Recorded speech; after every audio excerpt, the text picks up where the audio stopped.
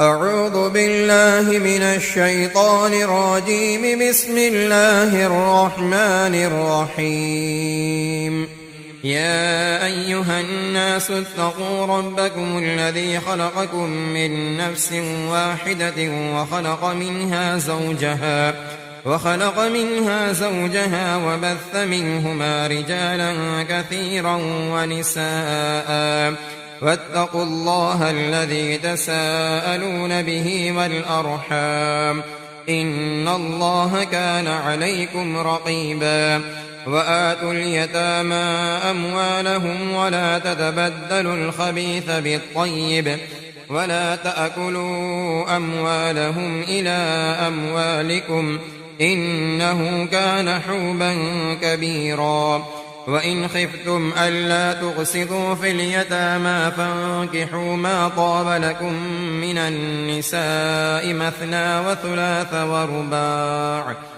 فإن خفتم ألا تعدلوا فواحدة أو ما ملكت أيمانكم، ذلك أدنى ألا تعولوا. وآتوا النساء صدقاتهن نحلة، فإن طبن لكم عن شيء منه نفسا فكلوه هنيئا مريئا. ولا تؤتوا السفهاء أموالكم التي جعل الله لكم قياما وارزقوهم فيها واكسوهم وقولوا لهم قولا معروفا. وابتلوا اليتامى حتى إذا بلغوا النكاح، فإن آنستم منهم رشدا فادفعوا إليهم أموالهم ولا تأكلوها إسرافا وبدارا أن يكبروا. ومن كان غنيا فليستعفف، ومن كان فقيرا فليأكل بالمعروف. فإذا دفعتم إليهم أموالهم فأشهدوا عليهم، وكفى بالله حسيبا. للرجال نصيب مما ترك الوالدان والأقربون، وللنساء نصيب مما ترك الوالدان والأقربون مما قل منه أو كثر نصيبا مفروضا. وإذا حضر القسمة أولو القربى واليتامى والمساكين فارزقوهم منه وقولوا لهم قولا معروفا. وليخشى الذين لو تركوا من خلفهم ذرية ضعافا خافوا عليهم فليتقوا الله وليقولوا قولا سديدا. إن الذين يأكلون أموال اليتامى ظلما إنما يأكلون في بطونهم نارا وسيصلون سعيرا. يوصيكم الله في أولادكم للذكر مثل حظ الأنثيين، فإن كن نساء فوق 2 فلهن ثلثا ما ترك، وإن كانت واحدة فلها النصف، ولأبويه لكل واحد منهما السدس مما ترك إن كان له ولد، فإن لم يكن له ولد وورثه أبواه فلأمه الثلث، فإن كان له إخوة فلأمه السدس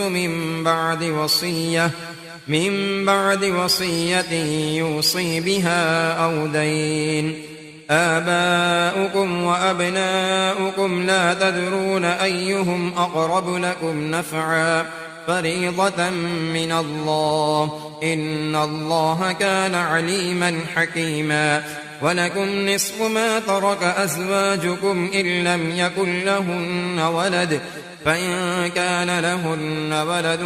فلكم الربع مما تركن من بعد وصية يوصين بها أو دين.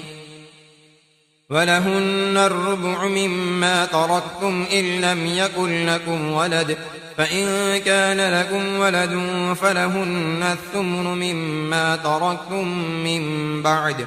من بعد وصية توصون بها أو دين. وإن كان رجل يورث كلالة أو امرأة وله أخ أو أخت فلكل واحد منهما السدس، فإن كانوا أكثر من ذلك فهم شركاء في الثلث من بعد وصية يوصى بها أو دين غير مضار، وصية من الله والله عليم حليم. تلك حدود الله، ومن يطع الله ورسوله يدخله جنات تجري من تحتها الأنهار خالدين فيها، وذلك الفوز العظيم. ومن يعص الله ورسوله ويتعد حدوده يدخله نارا خالدا فيها وله عذاب مهين. واللاتي يأتين الفاحشة من نسائكم فاستشهدوا عليهن 4 منكم، فإن شهدوا فأمسكوهن في البيوت حتى يتوفاهن الموت أو يجعل الله لهن سبيلا. واللذان يأتيانها منكم فآذوهما، فإن تابا وأصلحا فأعرضوا عنهما، إن الله كان توابا رحيما. إنما التوبة على الله للذين يعملون السوء بجهالة ثم يتوبون من قريب فأولئك يتوب الله عليهم، وكان الله عليما حكيما. وليست التوبة للذين يعملون السيئات حتى إذا حضر أحدهم الموت قال إني تبت الآن، ولا الذين يموتون وهم كفار أولئك أعتدنا لهم عذابا أليما. يا أيها الذين آمنوا لا يحل لكم أن ترثوا النساء كرها ولا تعضلوهن لتذهبوا ببعض ما آتيتموهن إلا أن يأتين بفاحشة مبينة، وعاشروهن بالمعروف. فإن كرهتموهن فعسى أن تكرهوا شيئا ويجعل الله فيه خيرا كثيرا. وإن أردتم استبدال زوج مكان زوج وآتيتم إحداهن قنطارا فلا تأخذوا منه شيئا، أتأخذونه بهتانا وإثما مبينا. وكيف تأخذونه وقد أفضى بعضكم إلى بعض وأخذن منكم ميثاقا غليظا. ولا تنكحوا ما نكح آباؤكم من النساء إلا ما قد سلف، إنه كان فاحشة ومقتا وساء سبيلا. حرمت عليكم أمهاتكم وبناتكم وأخواتكم وعماتكم وخالاتكم وبنات الأخ وبنات الأخت وأمهاتكم اللاتي أرضعنكم وأخواتكم من الرضاعة وأمهات نسائكم وربائبكم اللاتي في حجوركم من نسائكم اللاتي دخلتم بهن،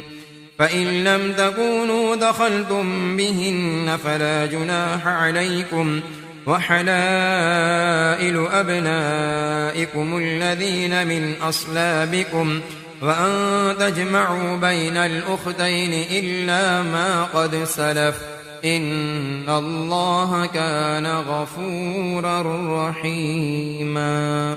والمحصنات من النساء إلا ما ملكت أيمانكم كتاب الله عليكم، وأحل لكم ما وراء ذلكم أن تبتغوا بأموالكم محصنين غير مسافحين، فما استمتعتم به منهن فآتوهن أجورهن فريضة ولا جناح عليكم فيما تراضيتم به من بعد الفريضة إن الله كان عليما حكيما ومن لم يستطع منكم طولا أن ينكح المحسنات المؤمنات فمما ملكت أيمانكم من فتياتكم المؤمنات والله أعلم بإيمانكم بعضكم من بعض فانكحوهن بإذن أهلهن وآتوهن أجورهن بالمعروف محصنات غير مسافحات ولا متخذات أخدان فإذا أحسن فإن أتين بفاحشة فعليهن نصف ما على المحصنات من العذاب ذلك لمن خشي العنة منكم وأن تصبروا خير لكم والله غفور رحيم يريد الله ليبين لكم ويهديكم سنن الذين من قبلكم ويتوب عليكم والله عليم حكيم والله يريد أن يتوب عليكم ويريد الذين يتبعون الشهوات أن تميلوا ميلا عظيما يريد الله أن يخفف عنكم وخلق الإنسان ضعيفا يا أيها الذين آمنوا لا تأكلوا أموالكم بينكم بالباطل إلا أن تكون تجارة عن تراض منكم ولا تقتلوا أنفسكم إن الله كان بكم رحيما ومن يفعل ذلك عدوانا وظلما فسوف نصليه نارا وكان ذلك على الله يسيرا إن تجتنبوا كبائر ما تنهون عنه نكفر عنكم سيئاتكم وندخلكم مدخلا كريما ولا تتمنوا ما فضل الله به بعضكم على بعض للرجال نصيب مما اكتسبوا وللنساء نصيب مما اكتسبن واسألوا الله من فضله إن الله كان بكل شيء عليما ولكل جعلنا موالي مما ترك الوالدان والأقربون والذين عقدت أيمانكم فآتوهم نصيبهم إن الله كان على كل شيء شهيدا الرجال قوامون على النساء بما فضل الله بعضهم على بعض وبما أنفقوا من أموالهم فالصالحات قانتات حافظات للغيب بما حفظ الله واللاتي تخافون نشوزهن فعظوهن واهجروهن في المضاجع واضربوهن فإن أطعنكم فلا تبغوا عليهن سبيلا إن الله كان عليا كبيرا وإن خفتم شقاق بينهما فابعثوا حكما من أهله وحكما من أهلها إن يريدا إصلاحا يوفق الله بينهما إن الله كان عليما خبيرا واعبدوا الله ولا تشركوا به شيئا وبالوالدين إحسانا وبذي القربى واليتامى والمساكين والجار ذي القربى والجار الجنب والصاحب بالجنب وابن السبيل وما ملكت أيمانكم إن الله لا يحب من كان مختالا فخورا الذين يبخلون ويأمرون الناس بالبخل ويكتمون ما آتاهم الله من فضله وأعتدنا للكافرين عذابا مهينا والذين ينفقون أموالهم رئاء الناس ولا يؤمنون بالله ولا باليوم الآخر ومن يكن الشيطان له قرينا فساء قرينا وماذا عليهم لو آمنوا بالله واليوم الآخر وأنفقوا مما رزقهم الله وكان الله بهم عليما إن الله لا يظلم مثقال ذرة وإن تك حسنة يضاعفها ويؤت من لدنه أجرا عظيما فكيف إذا جئنا من كل أمة بشهيد وجئنا بك على هؤلاء شهيدا يومئذ يود الذين كفروا وعصوا الرسول لو تسوى بهم الأرض ولا يكتمون الله حديثا يا أيها الذين آمنوا لا تقربوا الصلاة وأنتم سكارى حتى تعلموا ما تقولون ولا جنبا إلا عابري سبيل حتى تغتسلوا وإن كنتم مرضى أو على سفر أو جاء أحد منكم من الغائط أو لامستم النساء فلم تجدوا ماء فتيمموا صعيدا طيبا فامسحوا بوجوهكم وأيديكم إن الله كان عفوا غفورا ألم تر إلى الذين أوتوا نصيبا من الكتاب يشترون الضلالة ويريدون أن تضلوا السبيل والله أعلم بأعدائكم وكفى بالله وليا وكفى بالله نصيرا من الذين هادوا يحرفون الكلم عن مواضعه ويقولون سمعنا وعصينا واسمع غير مسمع وراعنا ليا بألسنتهم وطعنا في الدين ولو أنهم قالوا سمعنا وأطعنا واسمع وانظرنا لكان خيرا لهم وأقوم ولكن لعنهم الله بكفرهم فلا يؤمنون إلا قليلا يا أيها الذين أوتوا الكتاب آمنوا بما نزلنا مصدقا لما معكم من قبل أن نطمس وجوها فنردها على أدبارها أو نلعنهم كما لعنا أصحاب السبت وكان أمر الله مفعولا إن الله لا يغفر أن يشرك به ويغفر ما دون ذلك لمن يشاء ومن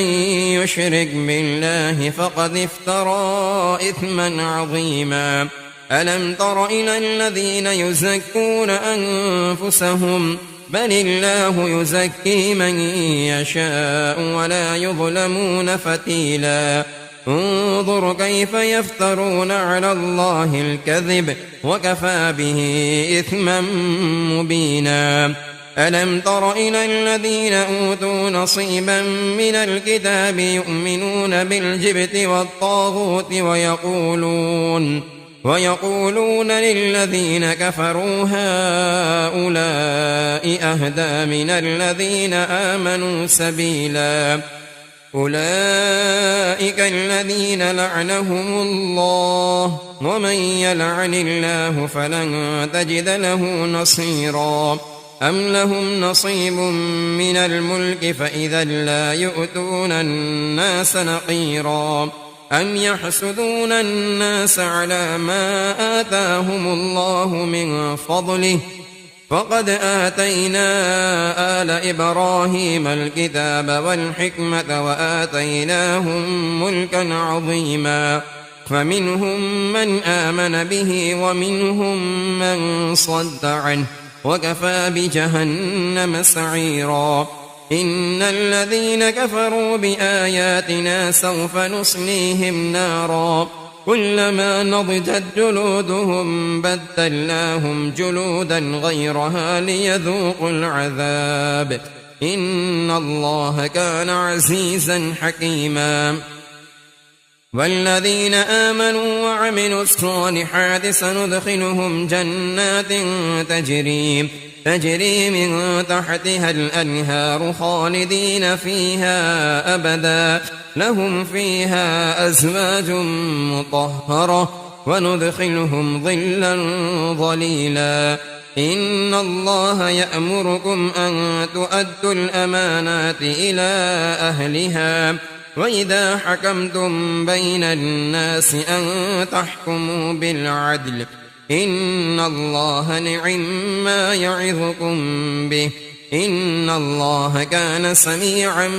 بصيرا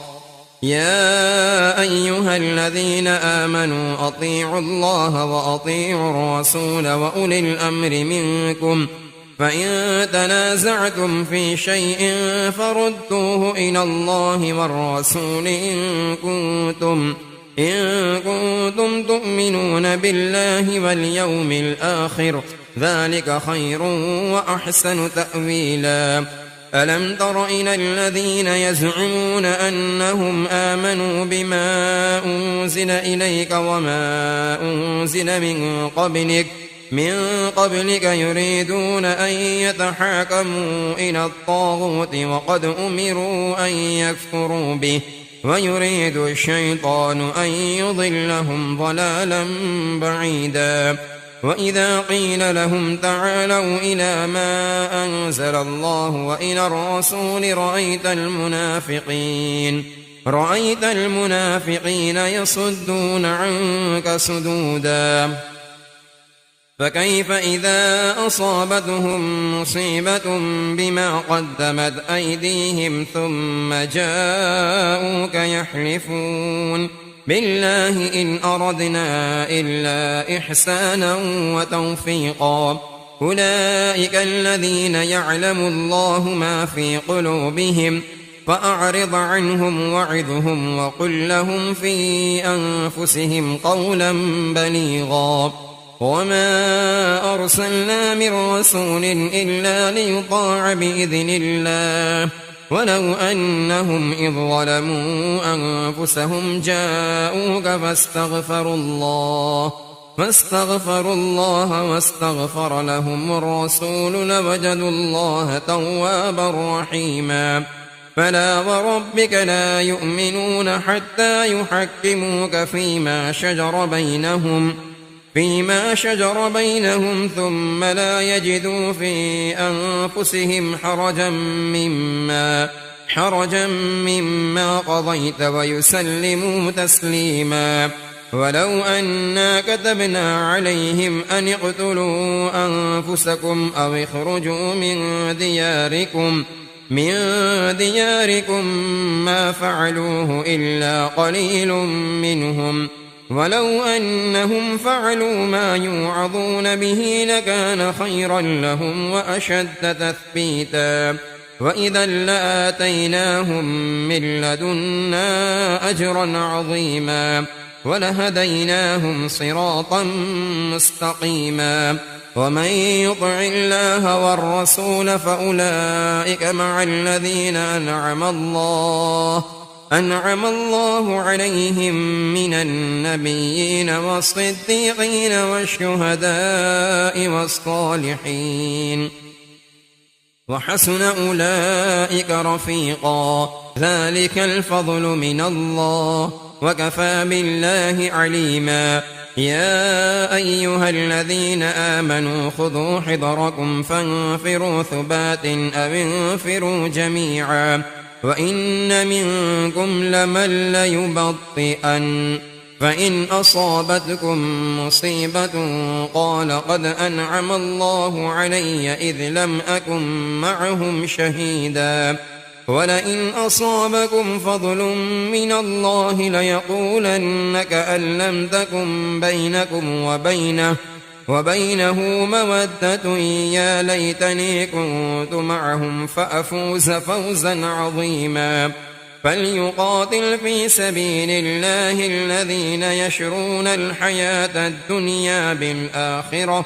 ومن يقاتل في سبيل الله فيقتل أو يغلب فسوف نؤتيه أجرا عظيما وما لكم لا تقاتلون في سبيل الله والمستضعفين من الرجال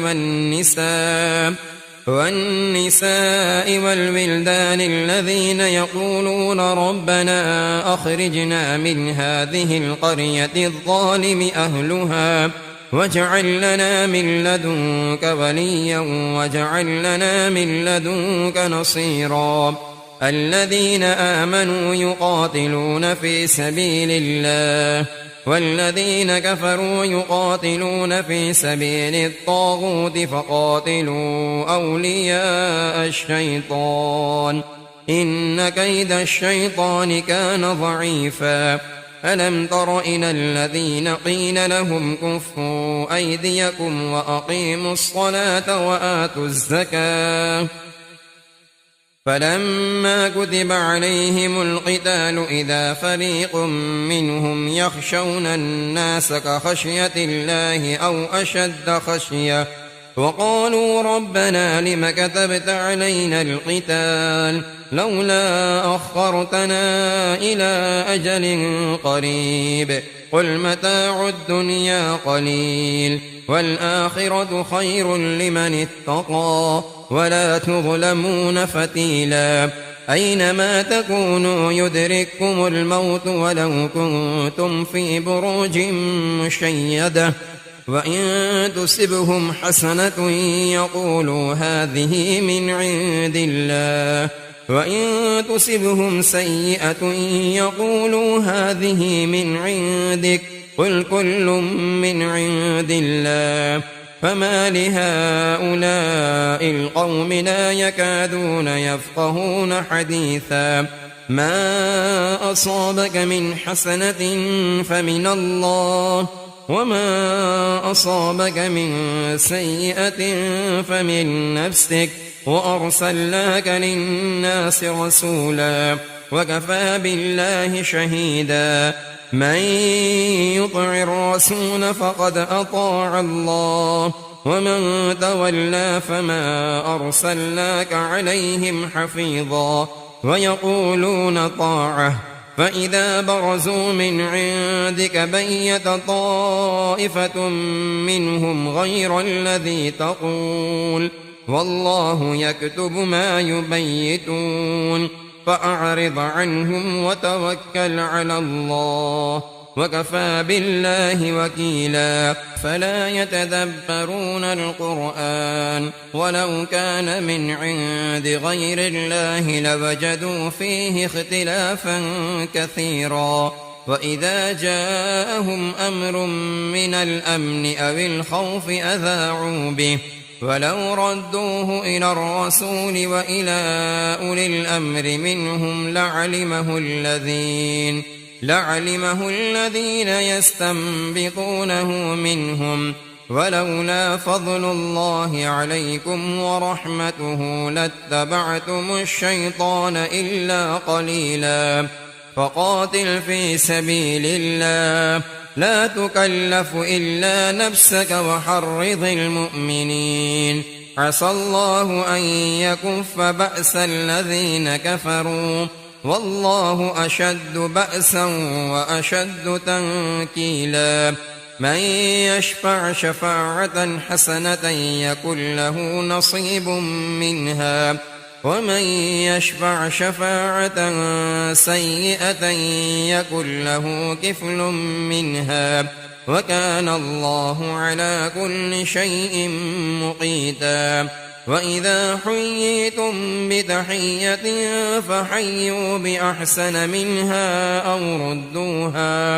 إن الله كان على كل شيء حسيبا الله لا إله إلا هو ليجمعنكم إلى يوم القيامة لا ريب فيه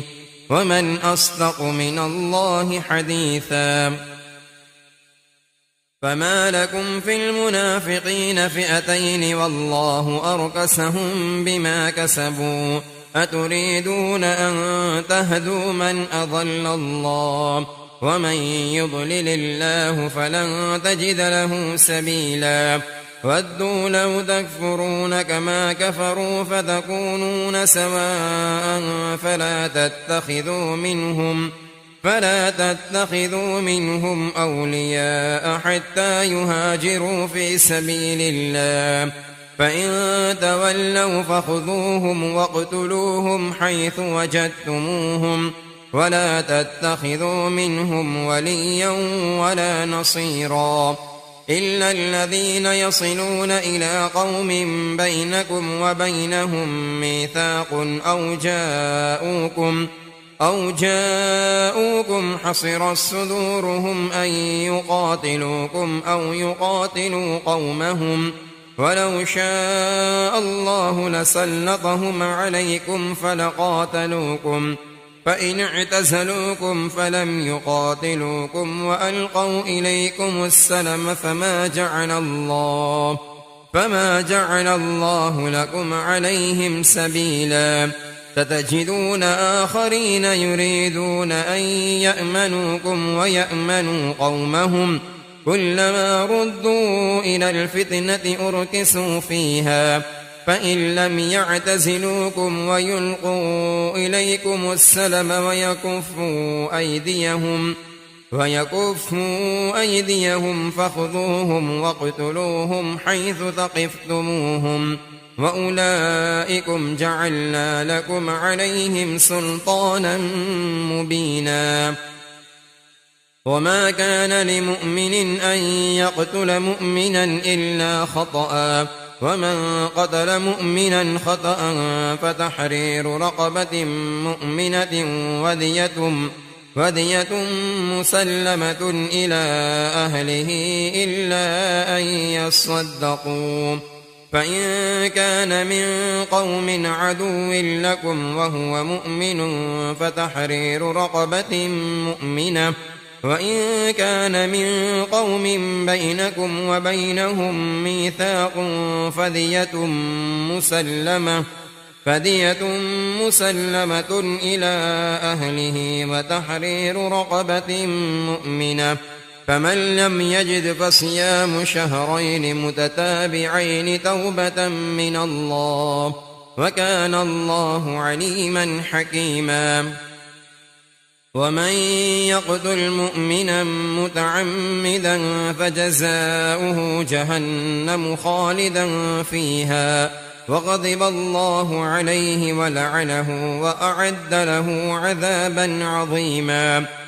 يا أيها الذين آمنوا إذا ضربتم في سبيل الله فتبينوا ولا تقولوا لمن ألقى إليكم السلام لست مؤمنا تبتغون عرض الحياة الدنيا فعند الله مغانم كثيرة كذلك كنتم من قبل فمن الله عليكم فتبينوا إن الله كان بما تعملون خبيرا لا يستوي القاعدون من المؤمنين غير أولي الضرر والمجاهدون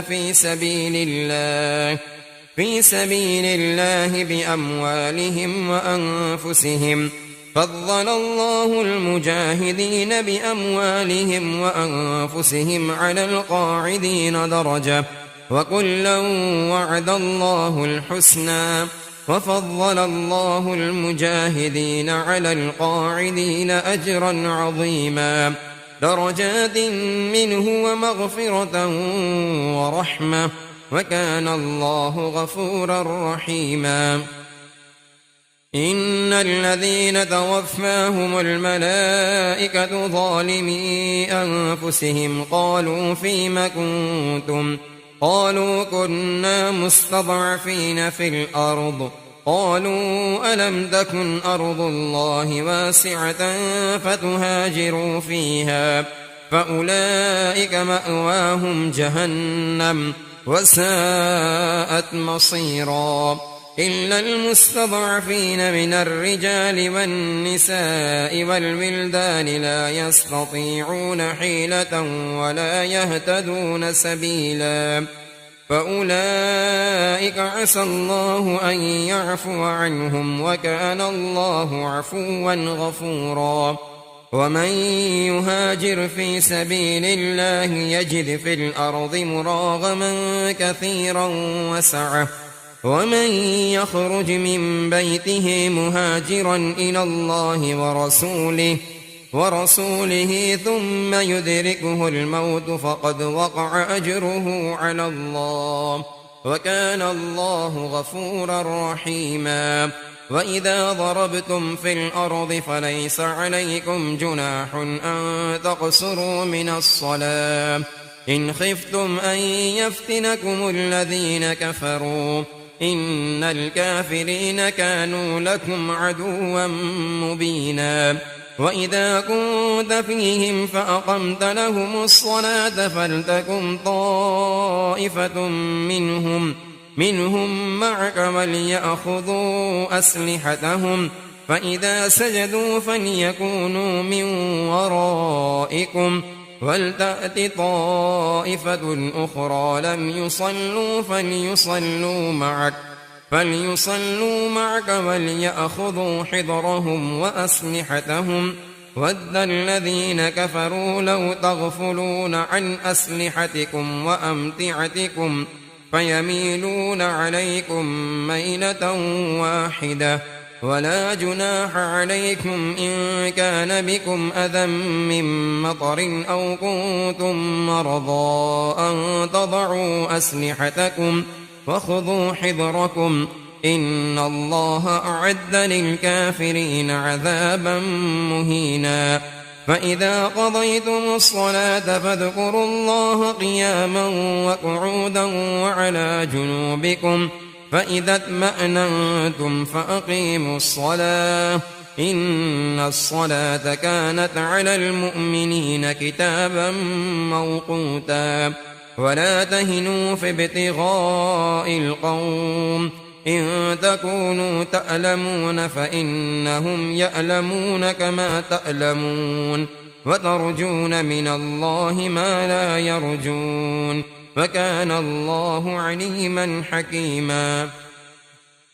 إنا أنزلنا إليك الكتاب بالحق لتحكم بين الناس بما أراك الله ولا تقل للخائنين خصيما واستغفر الله إن الله كان غفورا رحيما ولا تجادل عن الذين يختانون أنفسهم إن الله لا يحب من كان خوانا أثيما يستخفون من الناس ولا يستخفون من الله وهو معهم إذ يبيتون ما لا يرضى من القول وكان الله بما يعملون محيطا ها أنتم هؤلاء جادلتم عنهم في الحياة الدنيا فمن يجادل الله عنهم يوم القيامة أم من يكون عليهم وكيلا ومن يعمل سوءا أو يظلم نفسه ثم يستغفر الله يجد الله غفورا رحيما ومن يكسب إثما فإنما يكسبه على نفسه وكان الله عليما حكيما ومن يكسب خطيئة أو إثما ثم يرمي به بريئا فقد احتمل بهتانا وإثما مبينا ولولا فضل الله عليك ورحمته لهمت طائفة منهم أن يضلوك وما يضلون إلا أنفسهم وما يضرونك من شيء وأنزل الله عليك الكتاب والحكمة وعلمك ما لم تكن تعلم وكان فضل الله عليك عظيما لا خير في كثير من نجواهم إلا من أمر بصدقة أو معروف أو إصلاح بين الناس، ومن يفعل ذلك ابتغاء مرضات الله فسوف نؤتيه أجرا عظيما. ومن يشاقق الرسول من بعد ما تبين له الهدى ويتبع غير سبيل المؤمنين نوله ما تولى ونصله جهنم وساءت مصيرا. إن الله لا يغفر أن يشرك به ويغفر ما دون ذلك لمن يشاء، ومن يشرك بالله فقد ضل ضلالا بعيدا. إن يدعون من دونه إلا إناثا وإن يدعون إلا شيطانا مريدا لعنه الله وقال لأتخذن من عبادك نصيبا مفروضا ولأضلنهم ولأمنينهم ولآمرنهم فليبتكن آذان الأنعام ولآمرنهم فليغيرن خلق الله. ومن يتخذ الشيطان وليا من دون الله فقد خسر خسرانا مبينا. يعدهم ويمنيهم وما يعدهم الشيطان إلا غرورا. أولئك مأواهم جهنم ولا يجدون عنها محيصا. والذين آمنوا وعملوا الصالحات سندخلهم جنات تجري من تحتها الأنهار خالدين فيها أبدا وعد الله حقا ومن أصدق من الله قيلا. ليس بأمانيكم ولا أماني أهل الكتاب من يعمل سوءا يجز به ولا يجد له من دون الله وليا ولا نصيرا. ومن يعمل من الصالحات من ذكر أو أنثى وهو مؤمن فأولئك يدخلون الجنة ولا يظلمون نقيرا. ومن أحسن دينا ممن أسلم وجهه لله وهو محسن واتبع ملة إبراهيم حنيفا واتخذ الله إبراهيم خليلا. ولله ما في السماوات وما في الأرض وكان الله بكل شيء محيطا. ويستفتونك في النساء قل الله يفتيكم فيهن وما يتلى عليكم في الكتاب في يتامى النساء اللاتي لا تؤتونهن ما كتب لهن وترغبون أن تنكحوهن والمستضعفين من الولدان وأن تقوموا لليتامى بالقسط وما تفعلوا من خير فإن الله كان به عليما. وإن امرأة خافت من بعلها نشوزا أو إعراضا فلا جناح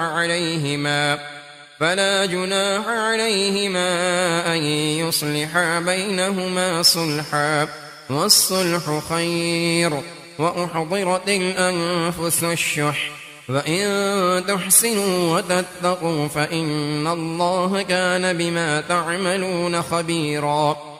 ولن تستطيعوا أن تعدلوا بين النساء ولو حرصتم فلا تميلوا كل الميل فتذروها كالمعلقة. وإن تصلحوا وتتقوا فإن الله كان غفورا رحيما. وإن يتفرقا يغن الله كلا من سعته وكان الله واسعا حكيما. ولله ما في السماوات وما في الأرض ولقد وصينا الذين أوتوا الكتاب من قبلكم وإياكم أن اتقوا الله وإن تكفروا فإن لله ما في السماوات وما في الأرض وكان الله غنيا حميدا ولله ما في السماوات وما في الأرض وكفى بالله وكيلا إن يشأ يذهبكم أيها الناس ويأت بآخرين وكان الله على ذلك قديرا من كان يريد ثواب الدنيا فعند الله ثواب الدنيا والآخرة وكان الله سميعا بصيرا يا أيها الذين آمنوا كونوا قوامين بالقسط شهداء لله ولو على أنفسكم أو الوالدين والأقربين إن يكن غنيا أو فقيرا فالله أولى بهما فلا تتبعوا الهوى أن تعدلوا وإن تلووا أو تعرضوا فإن الله كان بما تعملون خبيرا يا أيها الذين آمنوا بالله ورسوله والكتاب الذي نزل على رسوله والكتاب الذي أنزل من قبل ومن يكفر بالله وملائكته وكتبه ورسله واليوم الآخر فقد ضل ضلالا بعيدا إن الذين آمنوا ثم كفروا ثم آمنوا ثم كفروا ثم ازدادوا كفرا لم يكن الله ليغفر لهم ولا ليهديهم سبيلا بشر المنافقين بأن لهم عذابا أليما الذين يتخذون الكافرين أولياء من دون المؤمنين أيبتغون عندهم العزة فإن العزة لله جميعا وقد نزل عليكم في الكتاب أن إذا سمعتم آيات الله يكفر بها ويستهزأ بها فلا تقعدوا معهم حتى يخوضوا في حديث غيره إنكم إذا مثلهم إن الله جامع المنافقين والكافرين في جهنم جميعا الذين يتربصون بكم فإن كان لكم فتح من الله قالوا ألم نكن معكم وإن كان للكافرين نصيب قالوا ألم نستحوذ عليكم ونمنعكم من المؤمنين فالله يحكم بينكم يوم القيامة ولن يجعل الله للكافرين على المؤمنين سبيلا إن المنافقين يخادعون الله وهو خادعهم وإذا قاموا إلى الصلاة قاموا كسالى يراءون الناس ولا يذكرون الله إلا قليلا مذبذبين بين ذلك لا إله هؤلاء ولا إله هؤلاء ومن يضلل الله فلن تجد له سبيلا يا أيها الذين آمنوا لا تتخذوا الكافرين أولياء من دون المؤمنين أتريدون أن تجعلوا لله عليكم سلطانا مبينا إن المنافقين في الدرك الأسفل من النار ولن تجد لهم نصيرا إلا الذين تابوا وأصلحوا واعتصموا بالله وأخلصوا دينهم لله فأولئك مع المؤمنين وسوف يؤتي الله المؤمنين أجرا عظيما ما يفعل الله بعذابكم إن شكرتم وآمنتم وكان الله شاكرا عليما لا يحب الله الجهر بالسوء من القول إلا من ظلم، وكان الله سميعا عليما. إن تبدوا خيرا أو تخفوه أو تعفوا عن سوء فإن الله كان عفوا قديرا. إن الذين يكفرون بالله ورسله ويريدون أن يفرقوا بين الله ورسله ويقولون نؤمن ببعض ونكفر ببعض ويريدون أن يتخذوا بين ذلك سبيلا، أولئك هم الكافرون حقا، وأعتدنا للكافرين عذابا مهينا. والذين آمنوا بالله ورسله ولم يفرقوا بين أحد منهم أولئك سوف يؤتيهم أجورهم، وكان الله غفورا رحيما. يسألك أهل الكتاب أن تنزل عليهم كتابا من السماء فقد سألوا موسى أكبر من ذلك فقالوا أرنا الله جهرة فأخذتهم الصاعقة بظلمهم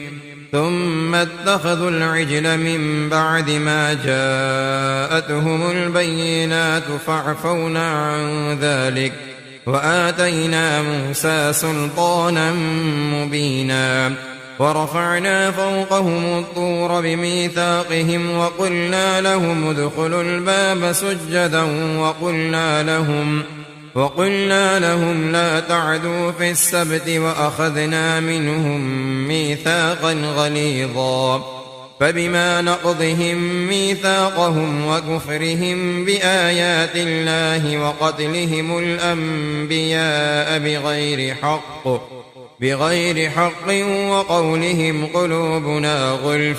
بل طبع الله عليها بكفرهم فلا يؤمنون إلا قليلا. وبكفرهم وقولهم على مريم بهتانا عظيما، وقولهم إنا قتلنا المسيح عيسى ابن مريم رسول الله وما قتلوه وما صلبوه ولكن شبه لهم وإن الذين اختلفوا فيه لفي شك منه ما لهم به من علم إلا اتباع الظن وما قتلوه يقينا بل رفعه الله إليه وكان الله عزيزا حكيما. وإن من أهل الكتاب إلا ليؤمنن به قبل موته ويوم القيامة يكون عليهم شهيدا. فبظلم من الذين هادوا حرمنا عليهم طيبات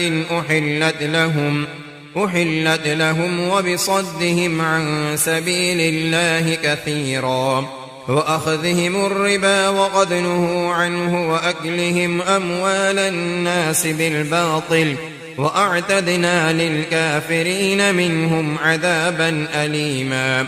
لكن الراسخون في العلم منهم والمؤمنون يؤمنون بما أنزل إليك وما أنزل من قبلك والمقيمين الصلاة والمؤتون الزكاة والمؤمنون بالله واليوم الآخر أولئك سنؤتيهم أجرا عظيما. إنا أوحينا إليك كما أوحينا إلى نوح والنبيين من بعده وأوحينا إلى إبراهيم وإسماعيل وإسحاق ويعقوب والأسباط وعيسى وأيوب ويونس وهارون وسليمان وآتينا داود زبورا. ورسلا قد قصصناهم عليك من قبل ورسلا لم نقصصهم عليك وكلم الله موسى تكليما. رسلا مبشرين ومنذرين لئلا يكون للناس على الله حجة بعد الرسل وكان الله عزيزا حكيما. لكن الله يشهد بما أنزل إليك أنزله بعلمه والملائكة يشهدون وكفى بالله شهيدا. إن الذين كفروا وصدوا عن سبيل الله قد ضلوا ضلالا بعيدا. إن الذين كفروا وظلموا لم يكن الله ليغفر لهم ولا ليهديهم طريقا إلا طريق جهنم خالدين فيها أبدا وكان ذلك على الله يسيرا. يا أيها الناس قد جاءكم الرسول بالحق من ربكم فآمنوا خيرا لكم وإن تكفروا فإن لله ما في السماوات والأرض وكان الله عليما حكيما. يا أهل الكتاب لا تغلوا في دينكم ولا تقولوا على الله إلا الحق إنما المسيح عيسى ابن مريم رسول الله وكلمته ألقاها إلى مريم وروح منه فآمنوا بالله ورسله ولا تقولوا ثلاثة انتهوا خيرا لكم إنما الله إله واحد سبحانه أن يكون له ولد له ما في السماوات وما في الأرض وكفى بالله وكيلا. لن يستنكف المسيح أن يكون عبدا لله ولا الملائكة المقربون ومن يستنكف عن عبادته ويستكبر فسيحشرهم إليه جميعا. فأما الذين آمنوا وعملوا الصالحات فيوفيهم أجورهم ويزيدهم من فضله وأما الذين استنكفوا واستكبروا فيعذبهم عذابا أليما ولا يجدون لهم من دون الله وليا ولا نصيرا. يا أيها الناس قد جاءكم برهان من ربكم وأنزلنا إليكم نورا مبينا. فأما الذين آمنوا بالله واعتصموا به فسيدخلهم في رحمة منه وفضل ويهديهم إليه صراطا مستقيما. يستفتونك قل الله يفتيكم في الكلالة إن امرؤ هلك ليس له ولد وله أخت فلها نصف ما ترك وهو يرثها إن لم يكن لها ولد فإن كانت اثنتين فلهما الثلثان مما ترك وإن كانوا إخوة رجالا ونساء فللذكر مثل حظ الأنثيين يبين الله لكم أن تضلوا والله بكل شيء عليم. صدق الله العظيم.